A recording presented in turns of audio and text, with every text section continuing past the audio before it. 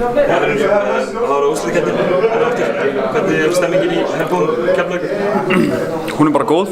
Þetta er búið að vera brösugt í vetur. Nú er bara eiginlega svona starting over í rauninni. Við erum að byrja upp á nýtt.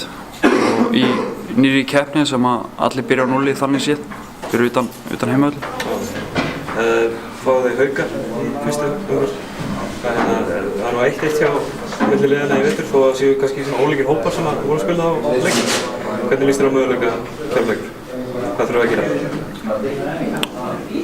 Við þurfum að bara spila krafti og möguleikarnir eru til stað þótt þeir séu kannski litlir með það að við erum 8. sæti og þeir eru efstir og þannig að sagan segir okkur það nú að yfirleitt rúlar efsta liðið yfir 8. sæti þannig að það er press á Haukum að gera það og þeir eiga að gera það eiga bara deildarmeistarar að sýna styrk sín strax í fyrstu umferð en það er samt aftur á móti okkar að koma í veg fyrir það þannig að þetta verður barningur og þetta verður fjör.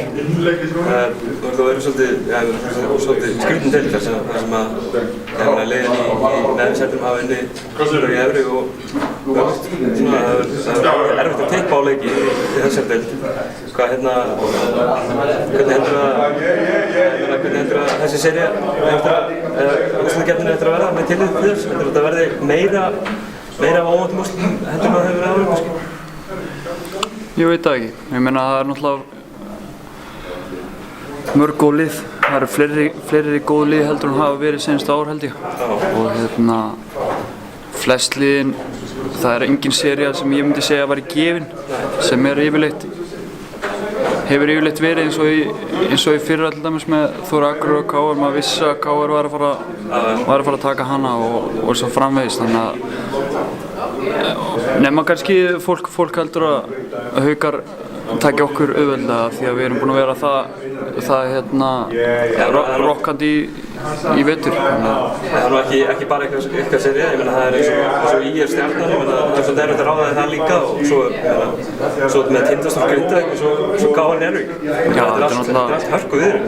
Þetta er allt hörku seríur og líka svona ef maður hefði sett upp seríurnar fyrir upp á matchup og svona þá væri þetta eiginlega bara bestu seríurnar til að setja upp finnst mér og öll þessi lið matchup hvort annað bara vel og það verður svona skák fyrstu 2 leikirnir hjá öllu liðum í öllum þessu seríum þannig að þetta verður bara smá svona þjálfara perraskapur líka í þessu sem að gera þetta líka mjög skemmtilegt.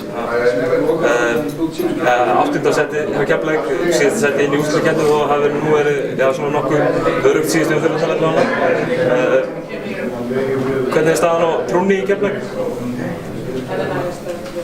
Ég held að trúin í Keflavík hafi aldrei farið neitt og ég held að það er það sem enginn í Keflavík að þegar allir missa trúna á Keflavík þá rísa Keflvíkingar. Það er bara svolítið svoleiðis og ég á ekki að vona neinu öðru heldur en akkurat því í úrslitakeppninni.